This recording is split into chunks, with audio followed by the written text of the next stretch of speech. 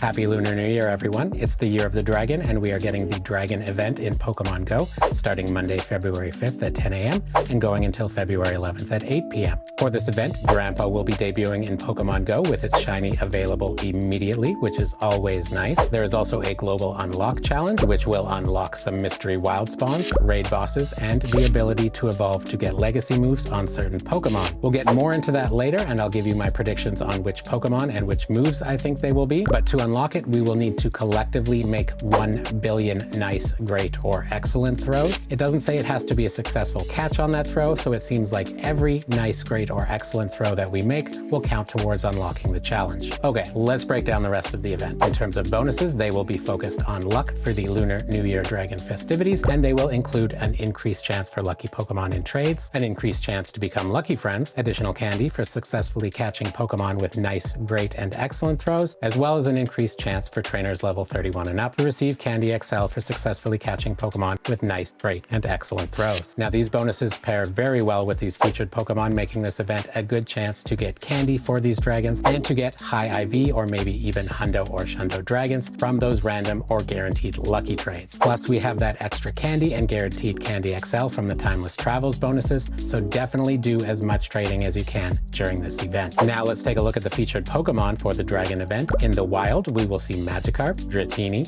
Shuckle, Fennekin, Skrelp, and Noibat with rarer encounters for Jangmo-o. Now, all of those except Jangmo-o are shiny eligible. Next up, let's look at the raid bosses that we will for sure get. In the 1-star raids, we will see Dratini, Dino, and Goomy, and in the 3-star raids, we will see Druddigon, Turtonator, and the debut dragon, Drampa. Now, all 6 of those Pokemon, including Drampa, can be shiny. There will be event field research as well, which will have some nice encounters, including Dratini, Trapinch, Swablu, Gible, Darumaka, Druddigon, Dino, Skrelp, Tyrant, Goomy, Turtonator, and Drampa. Now, I have a feeling that the field research tasks that get you encounters with things like Drampa, Turtonator, and Druddigon will be quite difficult. Probably something like win 3 or maybe even 5 raids. There is also a $2 USD paid timed research that will get you Stardust, XP, 2 lucky eggs, and encounters with event-themed Pokemon. Ultimately, I don't know that this one is really worth it unless you are going to get encounters with things like Drampa, Turtonator, and Druddigon. We'll have to wait and see what those encounters actually are to see if the ticket is worth it. Let's move on to Meta-Relevancy next, and because there are so many meta-relevant dragons here, let's just take a look at the best of the best, and then at the end, our new dragon,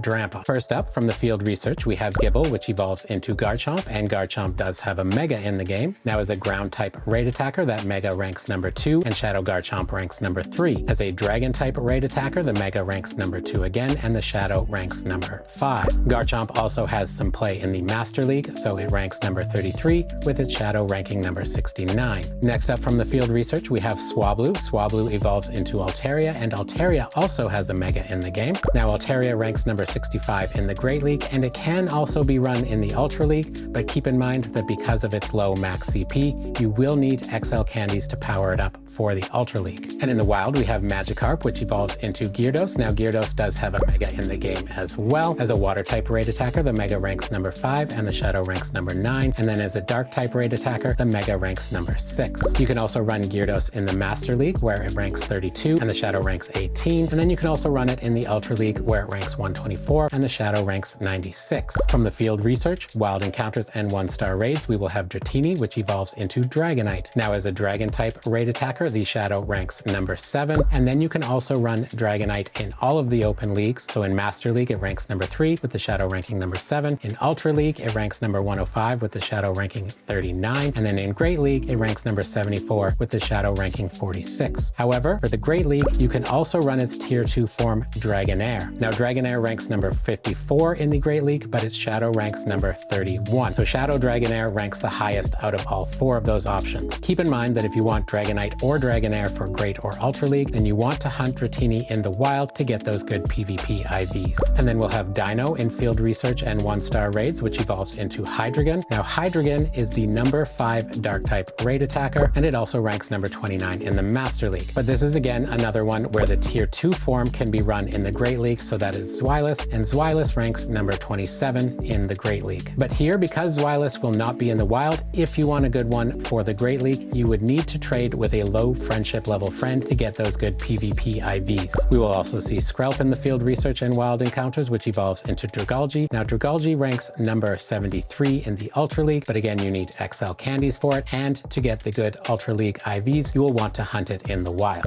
Tyrunt will also be in the field research encounters, which evolves into Tyrantrum, and Tyrantrum is the number 9 rock type raid attacker. Next up, we have Goomy, which will be in field research and the 1-star raids, which evolves into Goodra. Now Goodra sees play in the Great League ranking at number 99 and in the Master League ranking number 70. And once again, to get those good Great League IVs, you would need to trade with a low friendship level friend. And then from those rarer wild encounters, we have Jangmo-o, which evolves into Komo-o. Now Komo-o ranks 34 in the Great League, 45 in the Master League, and 71 in the Ultra League. All right, a few shout outs here before we move on to Drampa, and the first one is Darumaka from the field research encounters, which evolves into Darmanitan. Now Darmanitan is a good budget type fire attacker if you are in need of those. And then we also have Trapinch, which evolves into Flygon. Now Flygon is better as a shadow in PvP, but you can use this event to farm candies. Okay, let's talk about the newest dragon in Pokemon Go, Drampa. Is it meta relevant? Short answer, no. Not at all. Not as a raid attacker and not in PvP. It is a normal dragon type, and that normal subtyping isn't really doing it any favors here. It has an attack of 231, a defense of 164, and a stamina of 186 with a max CP of 3,294. It is mediocre at best as a dragon type. So if you happen to get a high IV one that is high level and has both dragon moves and you need to fill out your dragon roster, you could put it in there temporarily until you get some better dragons, but definitely don't invest any Stardust in this one. It is a pure shiny hunt. Okay, let's look at some possible predictions for the unlock part of the event, starting with the wild encounters. Now this is the one that I am the least sure of. So you can see my predictions up on screen now. The one that I didn't have a guess for was the last one that can't be shiny. Let me know in the comments what you think it will be, or if you have any predictions for any of these unlocks. But I do think we will see Goomy, Gible, Dino, Tyrunt, Swablu, and Trapinch potentially come into the wild encounters if we hit that unlock, and I don't think there's ever been an unlock that hasn't been hit. In fact, I think most people think this is rigged and that it doesn't actually count them. I don't know. They did add in a system for some of the unlocks that tracks how your friends are doing. I think that was to show people that they are actually counting, but either way, as long as we get the unlock,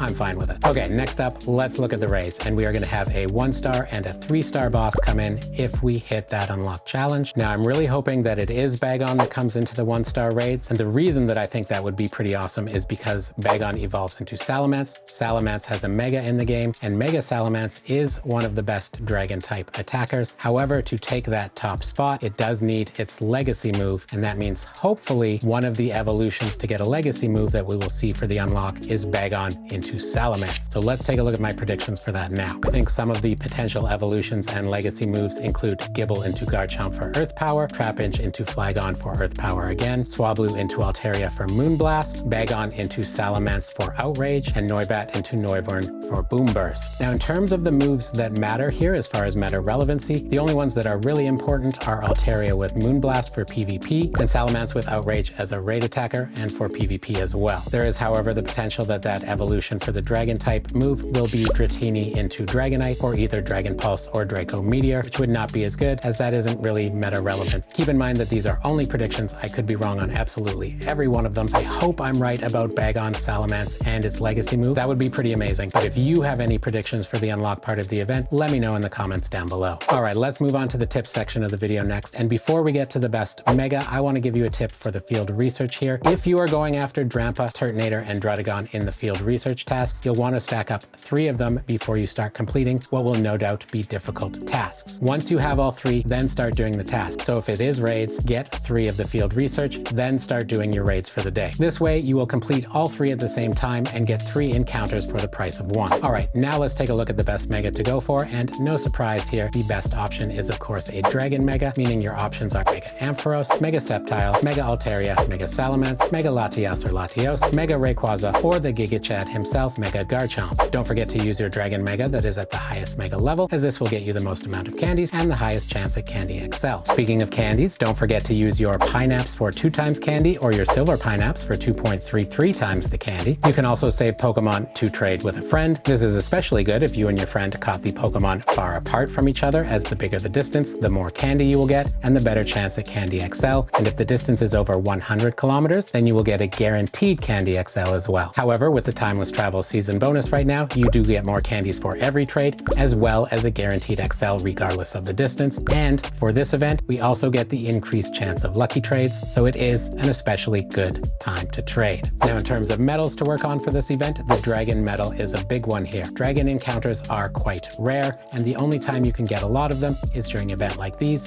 or during Dragon Calm Days. In fact, for me, and I suspect a lot of trainers, this was the last type medal that I platinum. However, with an event like this, you can make good progress on it. All right, everybody, consider hitting the like button if you found this video useful and subscribing for more Pokemon Go news, tips, and live streams. If you want more Pokemon Go content right now, check out one of my videos on screen. Happy hunting. I wish you much prosperity during this Dragon event, and we'll see you in the next one, friends.